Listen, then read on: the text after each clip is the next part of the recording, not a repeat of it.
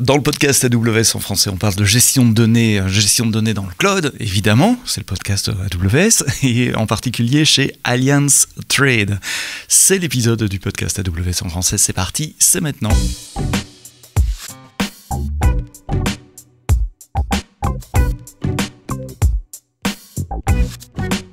Bonjour, bienvenue dans ce nouvel épisode du podcast AWS en français. Vous le savez, tous les vendredis dans vos applications de balado-diffusion, comme on dit au Québec, de podcasts, Apple, Google, Deezer, Spotify et les autres sur YouTube également depuis quelques mois. Depuis que Google Podcast n'existe plus, abonnez-vous, mettez des petits pouces vers le haut, la petite clochette, comme ça vous recevez tous les matins les notifications, tous les vendredis matins en tout cas, la notification des nouveaux épisodes. Aujourd'hui, on parle de données dans le cloud, dans le monde de l'assurance. J'espère que je dis pas de bêtises, mais tu vas me corriger dans quelques secondes. Le tu à qui je parle, c'est Franck Charpentier, qui est architecte d'entreprise data et machine learning chez Allianz Trade, et Nicolas Lerose, qui est manager des avant-ventes de Snowflake. Messieurs, merci d'être là.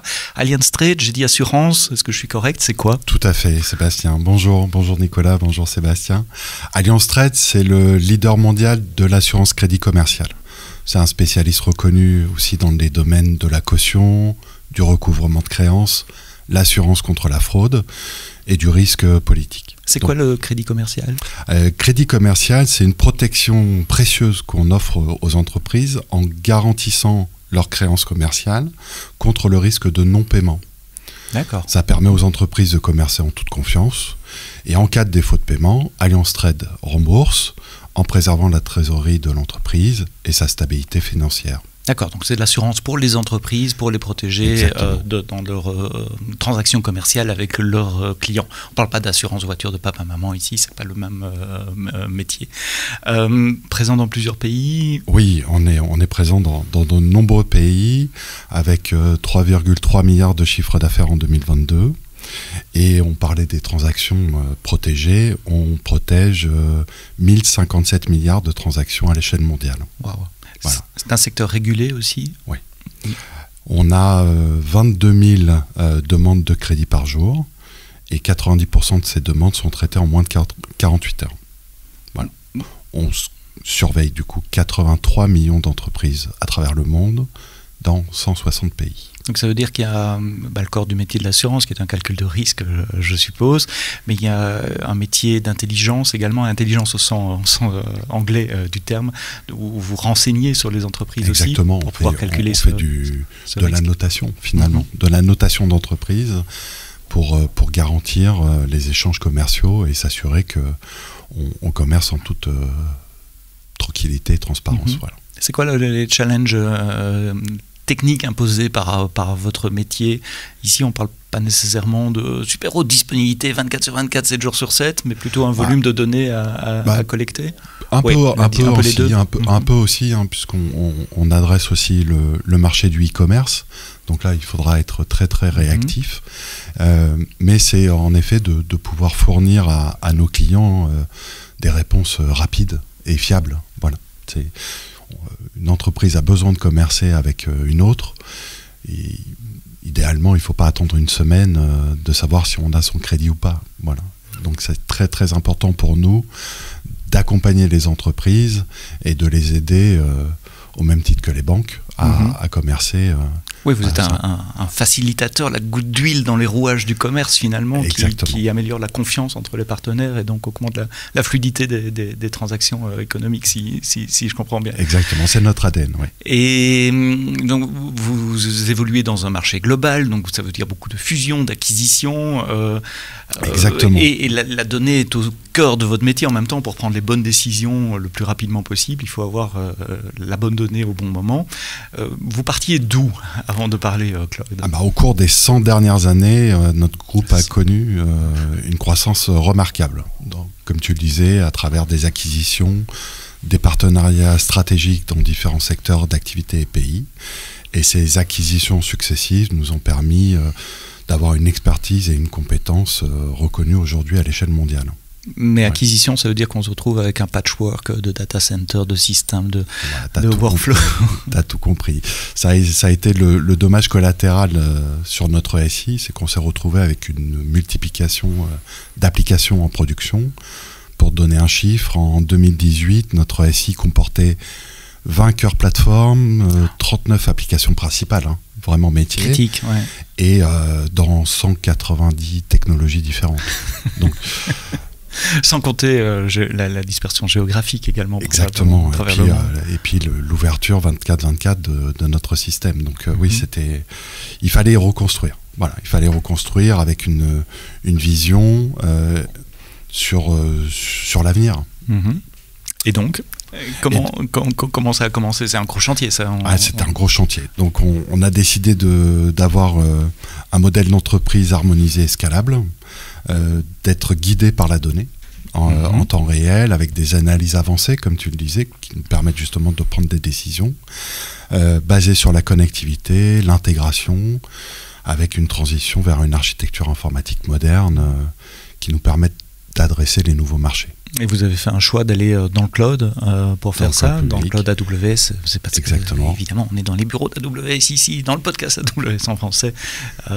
Mais le choix de cloud public, il y a quelques années déjà. Donc. Oui, en 2018, on a pris ce choix-là de migrer nos applications dans le cloud AWS pour nous permettre d'accélérer notre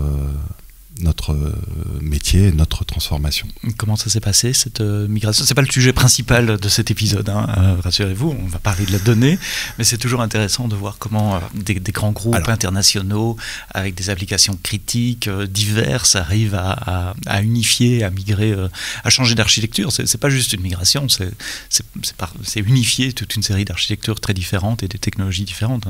T'as dit combien? 139 corps technologies différentes? La première étape est revenue à nos offres et services.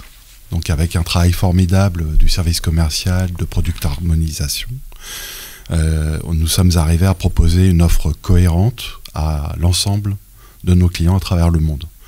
Voilà. Et ça nous a permis de rationaliser nos applications. Et depuis 2020, nous migrons régulièrement nos business units vers notre cible, qui se résume à 8 cœurs plateformes, 12 applications business, principales encore business, sur 40 technologies. Ah oui, donc c'est un fameux travail, gros travail de rationalisation. Donc ça a été mené d'abord par nos offres, et forcément ça a impliqué notre SI. Et travailler avec des partenaires, avec AWS aussi, je suppose, de façon relativement proche. Pour la rapidité, oui, en effet. Pour la rapidité de l'accélération et la rapidité d'implémentation et de production, vu qu'on est en production depuis 2020.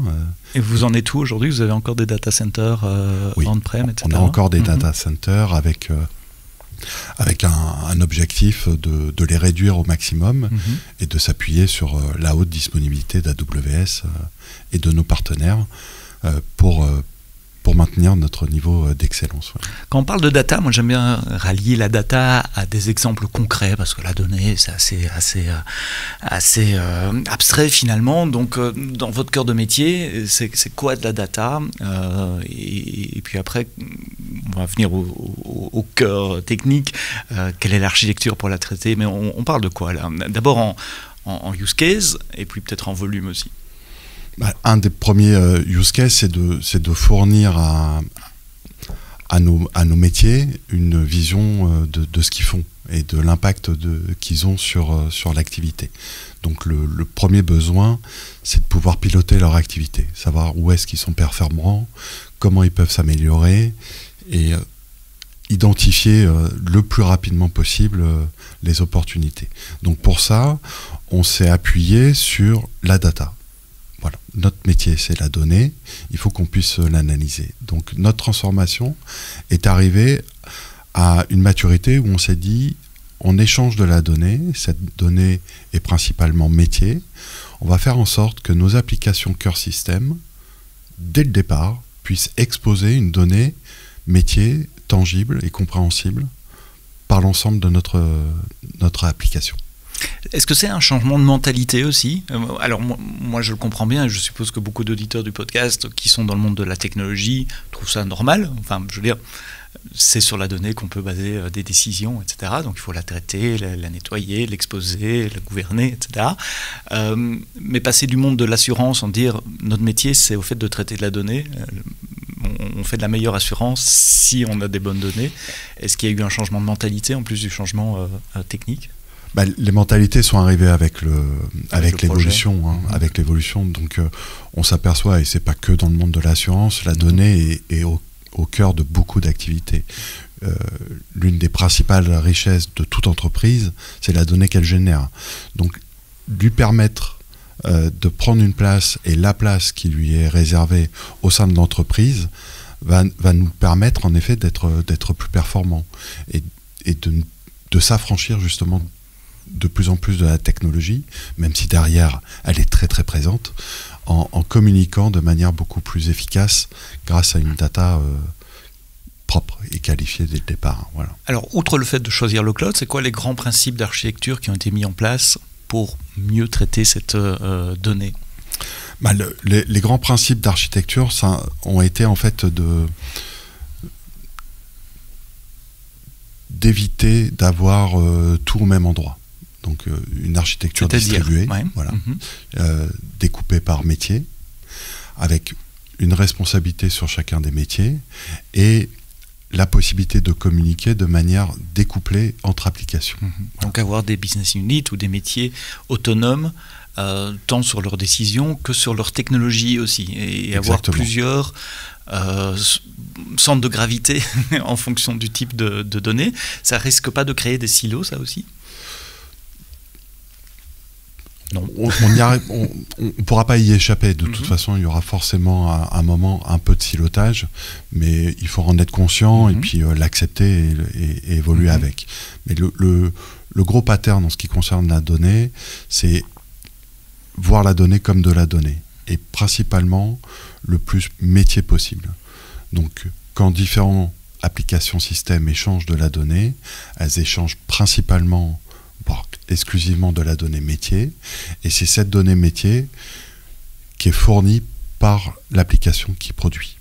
Vous avez le concept d'un owner de la donnée, exactement, d'avoir une source de vérité, une golden source qui permette justement de savoir et de se resynchroniser en disant c'est ici qu'on a notre vérité. Voilà. Donc chaque domaine a plusieurs applications et est responsable de sa golden source et produit pour les autres via un contrat d'interface en API, on en reparlera après, pour échanger cette donnée-là. Donc on redonne de la responsabilité à nos producteurs de données avec un contrat d'interface pour l'ensemble de l'extérieur, y compris pour l'extérieur à notre entreprise. Ça me rappelle un changement qui a été fait chez Amazon, pas chez AWS, chez Amazon il y a une vingtaine d'années, un peu plus, qui était publié d'ailleurs comme le Distributed Manifesto, où cette idée était un peu la même. Chaque métier possède sa donnée et le owner de la donnée est la source. Interdiction d'aller faire des queries SQL directement dans la base de données de l'autre. On passe par des interfaces bien définies, ce qui a amené des API, qu'à l'époque on appelait des web services, et puis le reste est l'histoire. C'est devenu AWS également. Et vous avez été une source d'inspiration, parce que du coup on a utilisé la même chose, oui. En effet, avec un découplage à travers des contrats d'interface, et ce qui permet aussi d'accélérer et de propulser des nouvelles idées, des nouveaux challenges avec ce pattern de découplage. Alors on a vu le pourquoi, on a vu à très haut niveau maintenant le comment. Si on rentre dans les détails, comment ça marche. Prenons un cas d'exemple concret, je te vais choisir lequel, un cas métier, parlons concrètement, et suivons ce parcours de la donnée, d'où elle vient, comment elle rentre, comment elle est transformée, comment elle est stockée, comment elle est gouvernée, comment elle est analysée.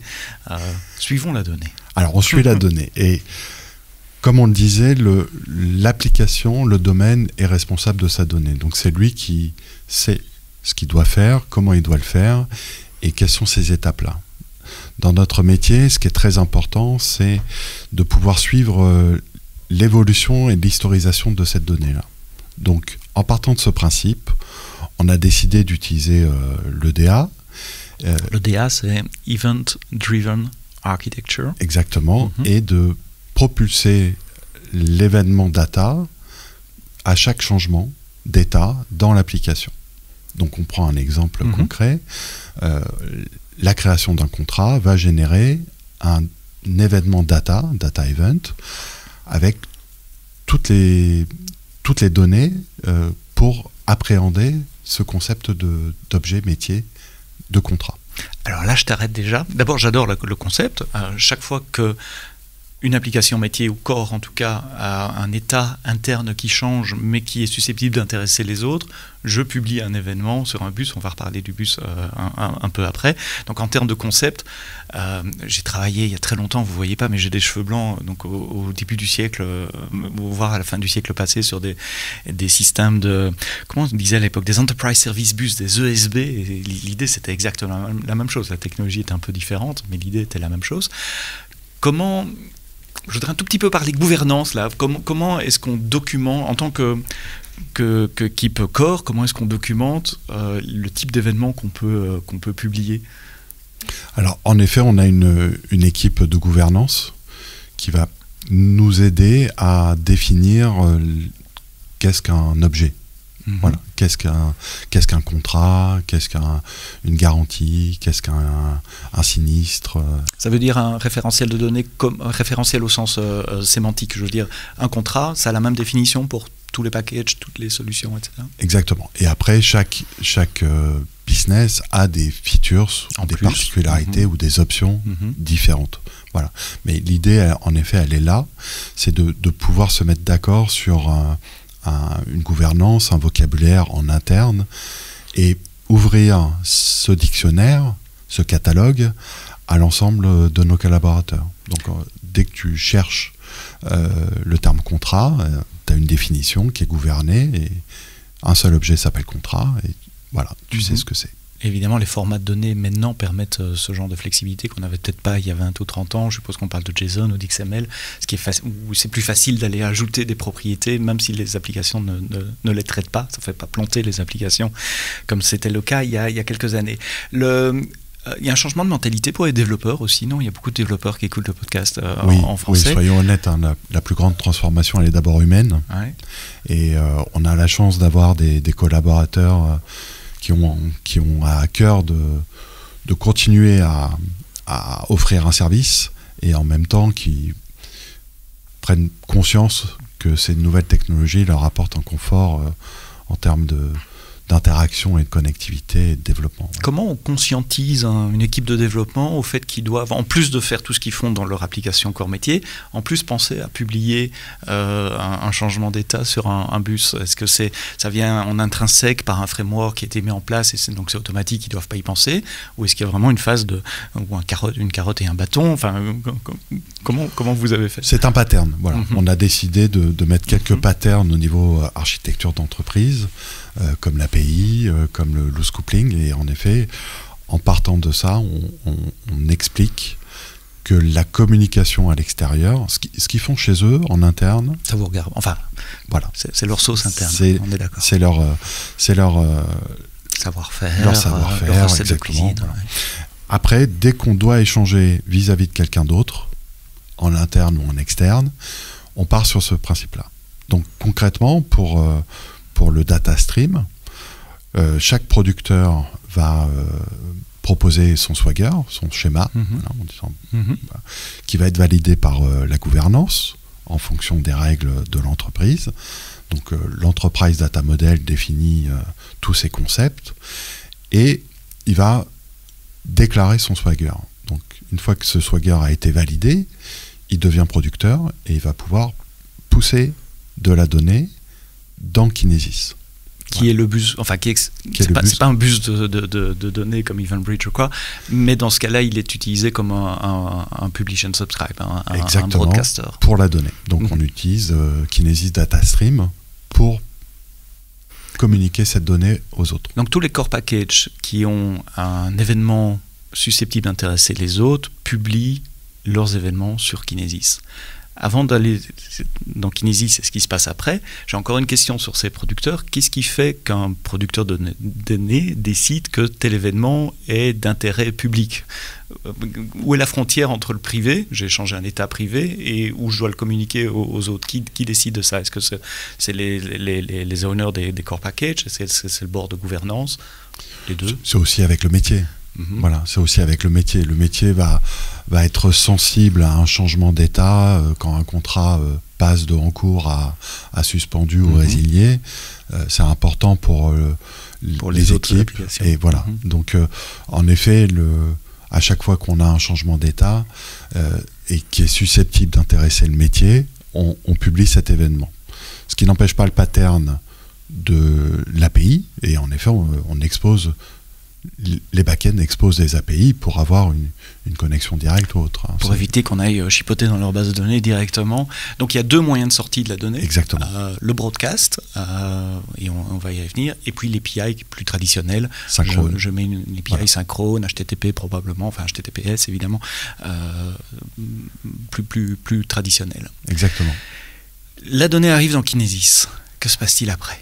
Alors avant qu'elle arrive dans Kinesis, on va contrôler que le producteur qui a émis l'événement data est bien conforme au Swagger qu'il a déclaré. Donc il y a déjà Qui est on ? Alors c'est notre équipe Data Hub avec la gouvernance. Donc une fois on a un schéma registry et on vérifie que. Ah oui, donc c'est une vérification manuelle avant une mise en prod plutôt. Non, c'est automatique. À chaque événement. À chaque événement, on vérifie qu'il est bien conforme au Swagger et au schéma registry déclaré. Il est capté par Kinesis.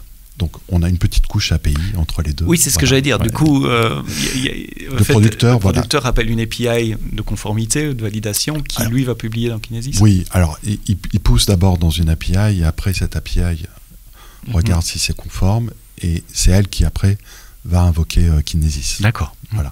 Et l'avantage, c'est que le producteur n'a plus à se soucier de savoir si l'événement est parti ou pas. Il a un callback de cette API qui lui dit oui, on a bien reçu le document. Et la data, on se charge du reste. Et c'est bien parce que vous vous découplez de Kinesis également. Si demain vous voulez mettre Kafka ou autre chose à la place, vous laissez la possibilité de le faire également. Voilà, c'est gagnant-gagnant là-dessus. Ça nous permet de contrôler et en même temps de se découpler aussi avec les différentes le système de broadcasting, parce qu'on ne sait pas de quoi sera fait demain, dans 5 ans, dans 10 ans. La donnée arrive dans Kinesis. Elle est captée par Firehose. Voilà, qui va récupérer cette donnée. Donc Firehose, alors je ne suis pas spécialiste de ce domaine-là, mais c'est un service AWS qui prend tout ce qui arrive dans Kinesis et qui le met dans S3. Exactement. D'accord. Alors il peut le mettre ailleurs aussi. Ou ailleurs. Voilà. Mais nous, on a choisi en effet de le déposer dans des buckets S3, et ces buckets S3 constituent notre data lake. Donc tu vois, avec ce principe-là, on fait plusieurs pierres un coup, plusieurs pierres. Bref, tu as compris, c'est qu'en fait, ça nous permet d'avoir un data lake qui est gouverné et qui ne va pas se transformer en marécage parce qu'on ne sait plus ce qu'on a mis dedans et autres. Voilà. Il est gouverné par cette gouvernance d'API.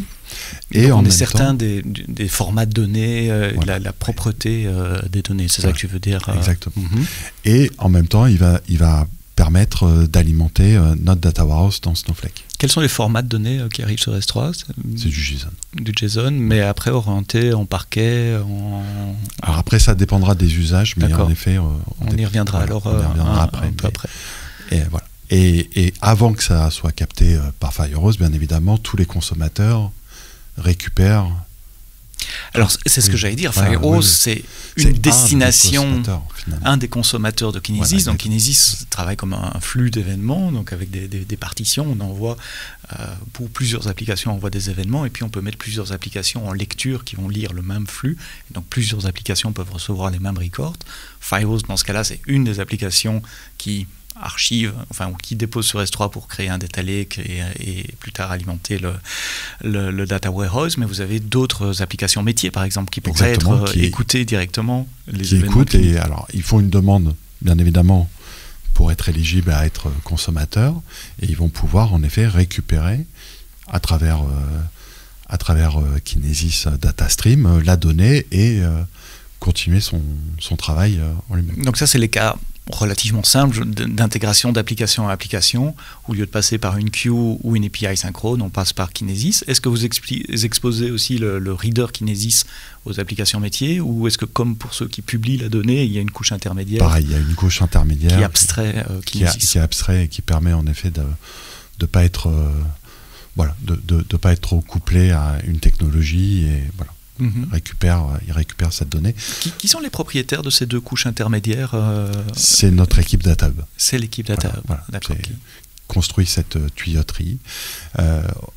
Et Firehose va juste ajouter quelques métadonnées supplémentaires pour qu'on puisse après gouverner et tracer aussi cette donnée. Quand est-ce qu'elle est arrivée? Quand est-ce qu'elle a été publiée par le système? Ça, on le sait. Mais quand est-ce qu'elle est arrivée dans le S3? Parce que peut-être demain, du reporting en temps réel pourrait être intéressé de savoir quel a été le déclencheur réel de tout ça. Cette architecture EDA, donc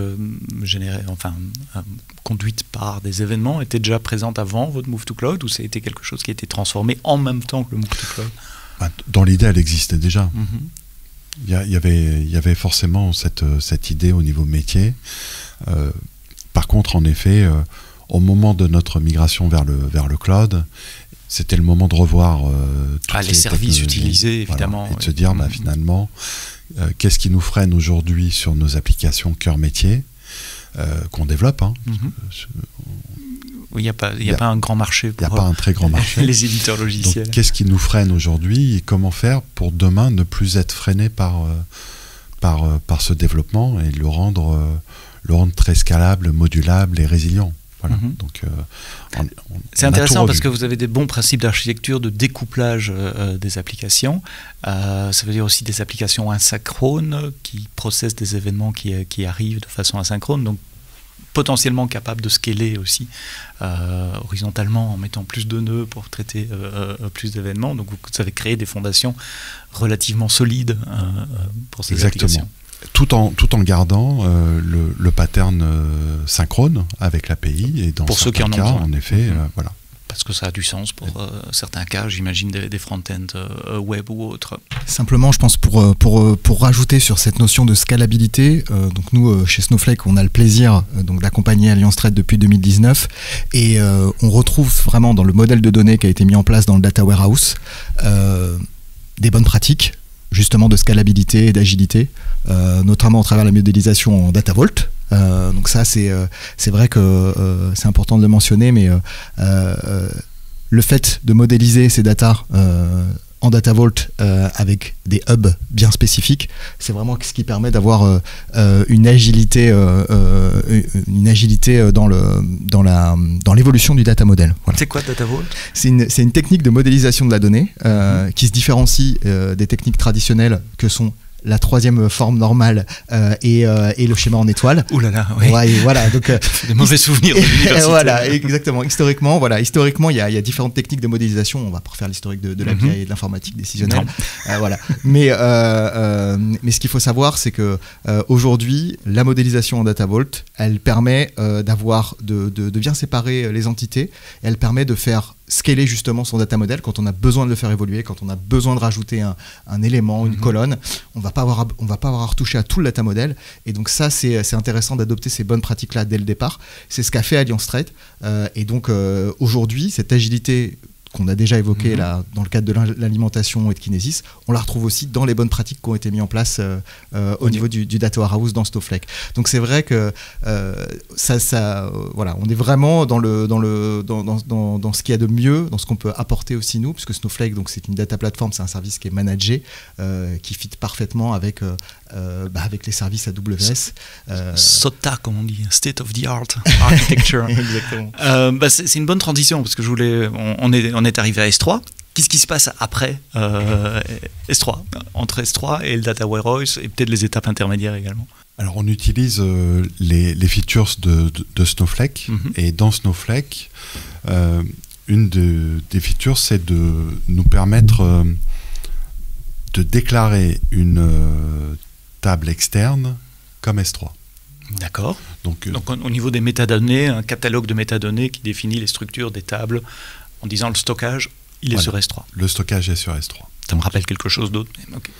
Donc Snowflake vient lire les buckets S3 et on modélise après dans un Data Vault où tous ces concepts métiers publiés dans le bus vont être éclatés en hub et en satellite. Voilà. Et on stocke tout. Notre historisation y compris l'historique. Et surtout l'historique. Ouais. On verra après pour notre métier, c'est très important. Et ce Data Vault-là va nous permettre de créer N Data Warehouse en fonction des besoins, de les évolutions, voire même de les laisser ouverts en parallèle le temps d'une migration ou autre. Et ce qui nous a séduit avec Snowflake, c'est tout ça est virtuel en fait. On ne stocke qu'une seule fois la donnée et on présente des couches de visualisation à travers des warehouses dans Snowflake, et chaque warehouse sera activé au moment où il est interrogé. En fait, les fichiers restent sur Amazon S3, et les data warehouses de Snowflake permettent d'exposer un modèle de données spécifique à un métier ou une application, donc aussi avec, j'imagine, la gouvernance, la sécurité qui va avec, en sachant qu'il ne faut pas dupliquer, il n'y a pas de TL pour bouger la donnée, c'est une vue virtuelle. Alors, on a un peu d'ETL en effet à travers ces requêtes SQL, soyons honnêtes, on ne pourra jamais s'en défaire complètement, mais en tout cas on le limite au maximum, et en termes de stockage, le Data Vault est stocké dans Snowflake. Et ça, c'est déjà mis en place aujourd'hui, ou alors, si je comprends bien, pour le moment, il y a encore de l'ETL, mais l'évolution suivante, c'est de passer au format Iceberg, j'ai bien compris, qui permettrait d'éviter cette étape d'ETL. Exactement. Voilà. J'ai bien compris. Alors, tant qu'on est dans les projets futurs et axes d'amélioration possibles, t'en as un autre, Nicolas. Oui, tout à fait. On a récemment annoncé donc, le support natif de Snowpipe Streaming par Kinesis Firehose. Donc Snowpipe Streaming, c'est... Remettons ça en français. Donc Firehose, c'est ce système qui va de Kinesis à S3. Exactement. Et puis on a donc également Snowpipe Streaming, qui est la capacité et qui est une brique de Snowflake qui permet d'ingérer de la donnée en mode ligne à ligne, d'ingérer de la donnée qui vient d'un broker typiquement, d'un EDA ou d'un ESB comme tu as pu le dire juste avant. Plus personne qui utilise les USB maintenant, mais donc à partir de Kinesis ou de Kafka pour être clair, directement vers vos data warehouse. Directement dans des tables, dans Snowflake. Donc vraiment en mode ligne à ligne avec une latence qui est très très faible à la seconde, ce qui n'était pas le cas avant. Avant notre capacité de Snowpipe fonctionnait en mode micro-batch. Donc maintenant on a cette fonctionnalité-là depuis la fin de l'année dernière, et donc Firehose le supporte nativement depuis le début d'année. Donc on voit aussi la capacité et l'imbrication qu'il y a entre les services natifs d'AWS et de Snowflake. Voilà, les deux fonctionnent de pair. C'est pour ça et ça offre des perspectives, notamment pour Alliance Trade, pour faire encore évoluer l'architecture et l'ingestion de données dans Snowflake, pour réduire encore la latence entre le moment où la donnée est produite, comme l'a expliqué Franck, et elle arrive dans Snowflake, dans des data models en Data Vault qui sont extrêmement agiles et qui permettent d'exploiter la donnée au maximum. C'est pour ça qu'il y a beaucoup de clients AWS qui choisissent d'ailleurs la combinaison des deux groupes de services data d'AWS et de Snowflake. La donnée est dans votre Data Warehouse, qui est un Data Vault de Snowflake. Qu'est-ce qui se passe après? Qui va consommer ces données? Comment vous allez l'exposer au métier?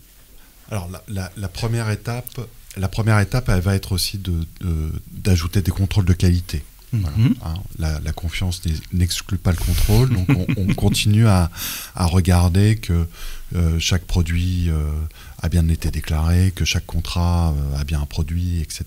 Voilà. Des contrôles de cohérence de données qui nous permettront aussi après d'alerter le producteur en disant il y a un problème, il y a un souci là-dessus, et on va créer un data warehouse pour l'exposer après aux outils BI classiques qu'on utilise. Donc, nous, on a choisi MicroStrategy. Donc, MicroStrategy a comme source de données Snowflake, Data Warehouse. On récupère la donnée dans MicroStrategy grâce à leur fonctionnalité de cube.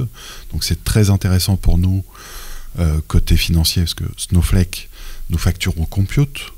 Donc on fait un compute, j'exagère, hein, mais on fait un compute dans Snowflake, très rapide, très performant, c'est chargé dans MicroStrategy, et tous les rapports viennent lire les données qui sont chargées dans MicroStrategy, qui agit comme un cache finalement. Exactement. Pour éviter d'aller taper la donnée à chaque rapport. Donc ça, c'est pour tous les besoins à J+1 ou des besoins mensuels ou autres. Ça nous permet d'avoir un cloisonnement de données pour faire son analyse.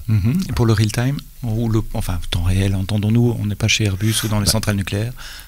Là, pareil, on désactive ce cache côté MicroStrategy pour faire du direct query dans Snowflake.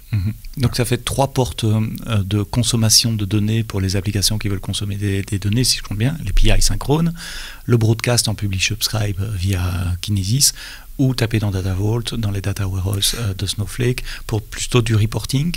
Non, pas du tout. Alors oui. les applications, leur pattern d'échange, c'est le broadcast ou l'API. D'accord. Et le data vault, c'est plutôt pour le reporting, pour les humains alors. Voilà. Après,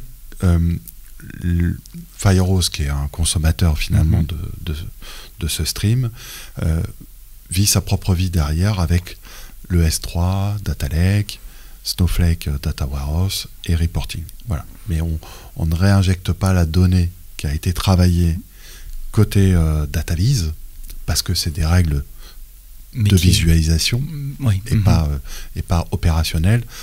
On ne les réinjecte pas dans nos systèmes. Voilà. On cloisonne bien, et ce qui fait que si une nouvelle application arrive, elle se connecte au bus et elle consomme. Directement. Voilà. Ce qui m'amène une question que j'avais dans un coin de ma tête, mais que j'ai oublié tout à l'heure. Comment un owner d'une application, ou une project manager d'une application, product owner, c'est le mot que je cherchais, va savoir quelles sont les données disponibles et comment y accéder. Il y a une espèce de portal en self-service, un portal de la donnée que vous avez développé, ou qui est peut-être fourni par Snowflake. Alors, on a un catalogue, en effet, un dictionnaire et un catalogue où on va référencer nos API et décrire ce que chaque API produit comme données. Donc, chaque client, entre guillemets, va savoir d'où vient la donnée, quel est le domaine qui l'a produit, quelle est l'application qui l'a produit, comment il va pouvoir la consommer si c'est une application, et aussi voir où on va la retrouver dans le data warehouse et dans les reports. Et qui gère les permissions, c'est l'owner de la donnée qui dit c'est l'owner. Et il parle en quoi, en termes de groupe, Active Directory, comment ça marche? On a en effet de l'AD, on pourrait faire un épisode entier là-dessus. On a de l'IAM et on a des ressources managers. Notre volonté, c'est que tout doit être géré par la ressource. Voilà. Donc on accorde des droits au niveau des ressources chez nous. Donc Resource Based Access Control, RBAC. RBAC, pardon, c'est rôle. Donc c'est le R de ressources, c'est pas de rôle. Très important pour garantir la confidentialité. Oui, dans un marché régulé en plus, vous devez être... et même en interne. Et vous devez être capable de montrer à vos auditeurs également que les règles sont correctement implémentées et enforcées. C'est un gros challenge, oui. J'imagine. Donc c'est incontournable. On passe obligatoirement par ce type de... Et ce portal de la donnée, il y a des produits qui font ça, ou vous l'avez développé vous-même? C'est une application interne? Un peu des deux. Là, je ne suis pas expert là-dessus, donc je ne pourrais pas vous dire exactement comment on l'a développé chez nous, mais en tout cas, on utilise IAM, AWS IAM, et on a une couche supplémentaire pour les ressources qu'on a développées. D'accord. Quand on a préparé ensemble ce podcast, on a parlé de tas d'autres bases de données aussi, on a parlé de DynamoDB, on a parlé de Postgres, etc. Est-ce que ce sont des bases de données qui sont dans le périmètre des applications métiers, et donc finalement leur secret sauce, leur détail d'implémentation interne, ou est-ce que ce sont des outils que vous utilisez aussi dans ces concepts d'architecture, d'échange de données entre applications? Alors, tous les services managés d'AWS, Dynamo, RDS, sont principalement réservé aux producteurs de données et aux applications. Donc en effet, chacun va être libre, entre guillemets, d'utiliser les technologies. Toujours une gouvernance quelque part. Ouais.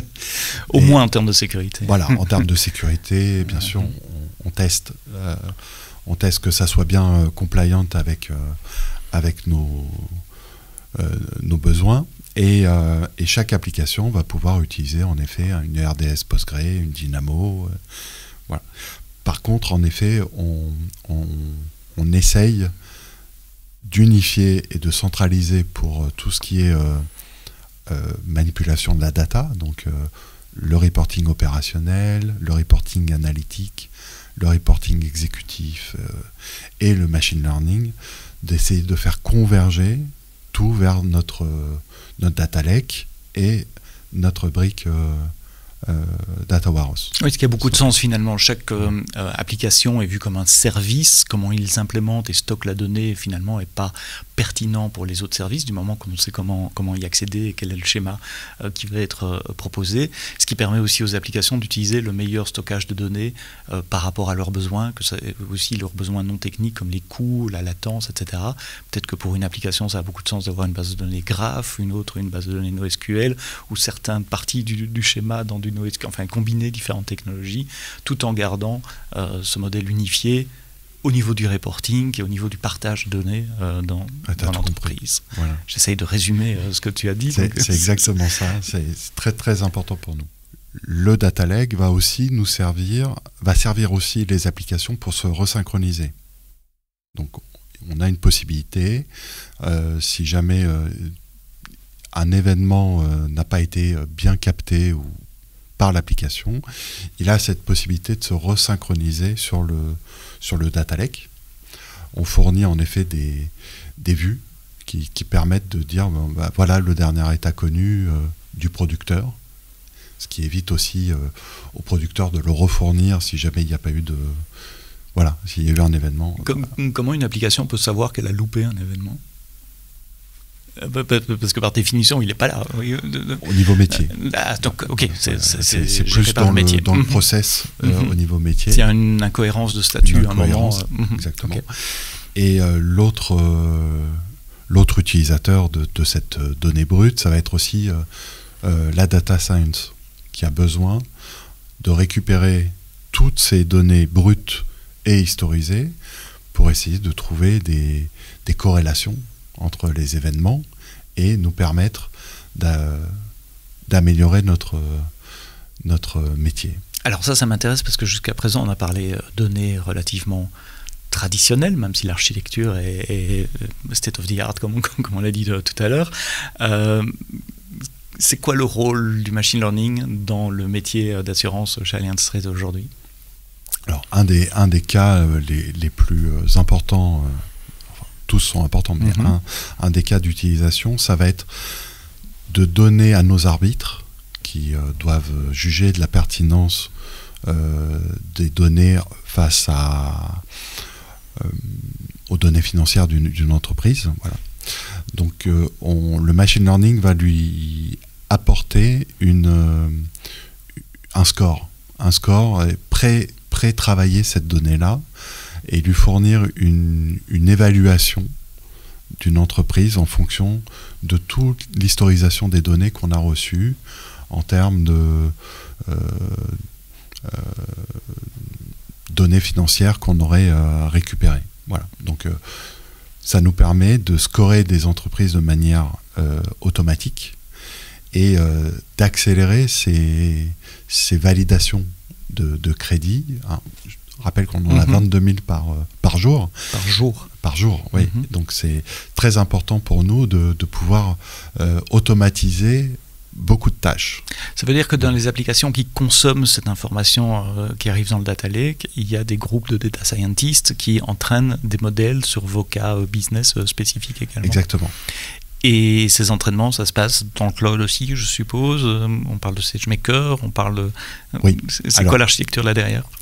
Alors la première architecture qu'on a faite, c'est de cloisonner tout cet environnement de data science sur un VPC dédié. Et on recopie donc du VPC de prod avec le data lake, on recopie toutes ces données-là pour la mettre à disposition de nos data scientists. Parce que pour trouver un modèle efficace, il faut travailler sur des vraies données. Donc on ne peut pas donner n'importe quoi en entrée. Donc on a bien cloisonné cette partie-là. Et sur ce compte AWS, le data scientist a la possibilité justement d'utiliser les services managés d'AWS, de se connecter aussi sur Snowflake pour récupérer de la donnée déjà raffinée, et voilà, ça évite de refaire le travail. Elle est disponible, on la récupère, et ils vont pouvoir créer leurs features, ils vont pouvoir leur dataset d'abord, leurs features, et entraîner leur modèle. Et une fois que ce modèle est fait, qui a été validé, on stocke tout ça pour des raisons d'audit. Donc on est capable de dire tous les historiques des modèles. Voilà. Et après on réinjecte ce bout de code, tout petit, mais tellement efficace, dans nos applications pour que justement on apporte de l'aide au métier. Donc je reviens sur l'entraînement d'abord avant de voir l'exposition des points d'inférence, mais l'entraînement se fait sur des modèles off-the-shelf, des modèles standards qui sont personnalisés pour vous, ou vos data scientists travaillent sur la création de modèles à partir de rien. Oui, c'est le cas. On fait tout. Oui. Donc vous avez une bonne équipe de data scientists également, il n'y a pas que des informaticiens. Très très important parce que là on parle que d'un seul projet, mais on a une quinzaine d'applications qui tournent, quinzaine d'applications machine learning qui tournent en production.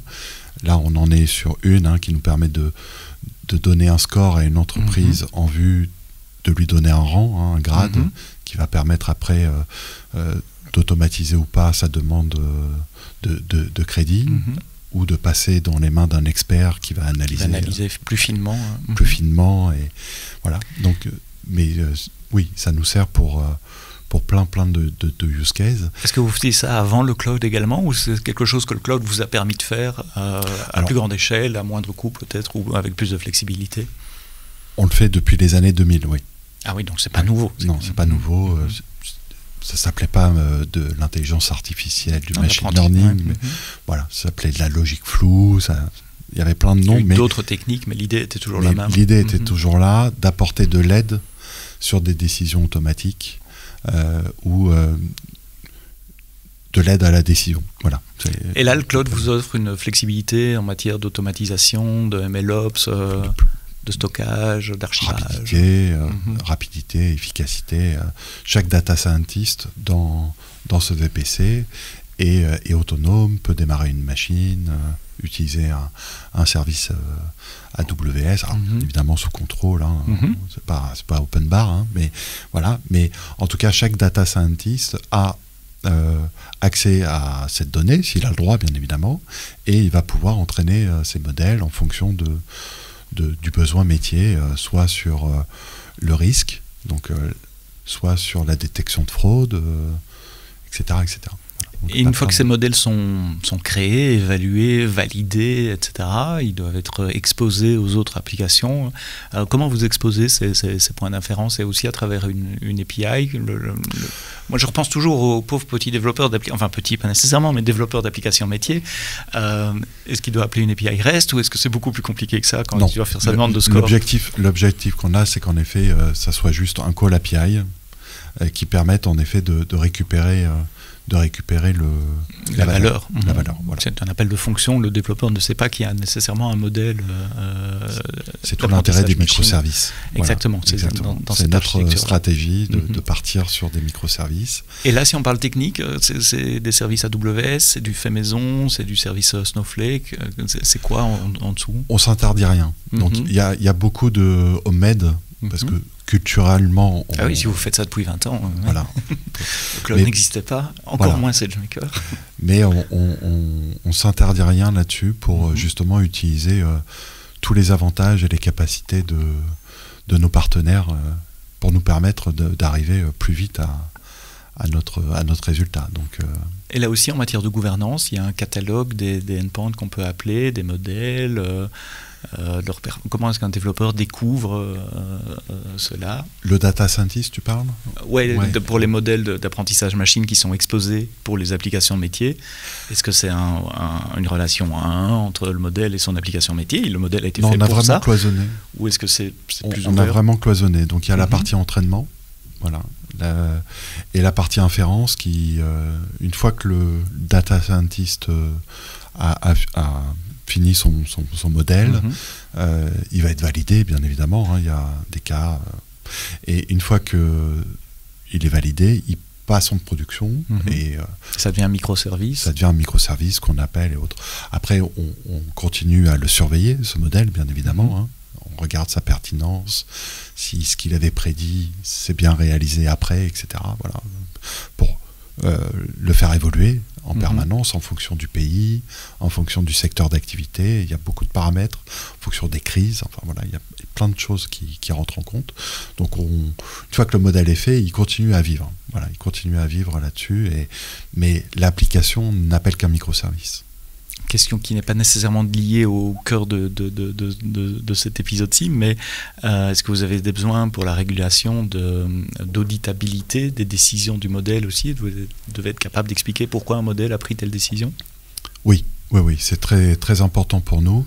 Donc c'est pour ça qu'on l'a fait sur un VPC à part, qui lui a sa propre vie en termes de registrie et de référence. Donc on va stocker tous les datasets, toutes les features. Qui ont servi aux entraînements. Et voilà, tout ce qui nous a servi aux entraînements, en cas d'auditabilité, bien évidemment, pour dire pourquoi on a choisi ce modèle-là par rapport à un autre sur le marché italien ou indonésien. Et voilà, c'est très important pour nous et surtout pour aussi le suivre, voir son évolution et qu'est-ce qui s'est passé, comment il va évoluer dans l'avenir.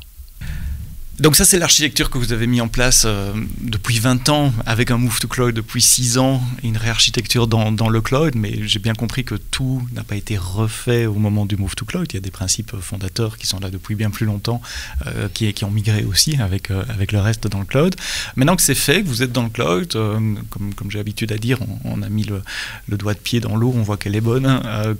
Qu'est-ce qui te tient réveillé la nuit? Quels sont les grands chantiers pour 2024 et au-delà dans le monde de la data chez Allianz Trade? Alors, notre premier objectif, c'est de poursuivre. On a fait le plus dur. Voilà. Oui, c'est jamais fini, une migration. C'est jamais fini. On a encore des business units qui n'ont pas migré encore vers notre core plateforme cible. Donc, c'est de continuer et d'accélérer maintenant qu'on a dépoussiéré, qu'on a découvert ce monde-là et du coup avancer plus rapidement pour onboarder nos autres BU. Et en ce qui concerne la data, c'est d'exposer encore plus cette donnée, de pouvoir l'offrir aussi à nos partenaires externes. Donc faire de... Ah oui, s'ouvrir sur un monde... Pour le moment, les consommateurs de données sont internes chez vous? Alors, principalement, oui. On a encore de manière legacy des applications qui offrent des données à l'externe. Mais l'idée, en effet, voilà, c'est de réunir et de concentrer l'ensemble de la donnée gouvernée sur notre data lake S3 avec une exposition sur les data warehouse Snowflake, et d'exposer après cette donnée aussi bien en interne qu'en externe. En externe, ça ouvre d'autres challenges. Oui. Vous le voyez comment? En synchrone avec des API ou transfert FTP de fichiers TAR, GZ? On ne s'interdit à rien, ça dépend des demandes clients. Oui, on ne s'interdit à rien, mais déjà les reporting, voilà. Ah oui, ouvrir le reporting et justement d'exposer à nos partenaires externes leur report via API ou sur notre portail, voilà, directement connecté à notre data warehouse Snowflake. Le monde passionnant de la donnée dans le monde de l'assurance commerciale, on peut dire assurance commerciale chez Allianz Trade, avec les services cloud AWS et les data warehouse et autres services de Snowflake également. Merci Franck Charpentier, architecte d'entreprise data machine learning. On a parlé de machine learning aussi chez Allianz Trade. Et merci Nicolas Lerose d'avoir augmenté les réponses avec le point de vue de Snowflake également. Tu es manager avant-vente chez Snowflake. Merci à vous d'avoir écouté cet épisode du podcast AWS en français jusqu'au bout. Rendez-vous la semaine prochaine pour un nouvel épisode. On parlera des nouveautés des 2 dernières semaines dans le petit monde du cloud d'AWS. Mais d'ici là, quoi que vous codiez, codez-le bien.